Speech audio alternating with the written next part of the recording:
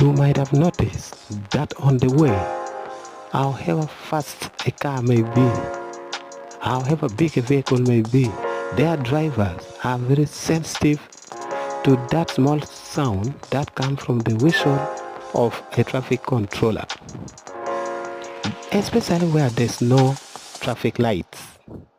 They have to obey that small sound of a whistle so that there will be smooth flow of traffic. Also, among us, we have some soft-spoken parents, mentors, instructors, etc. Let us learn to obey them, and it will be well with us.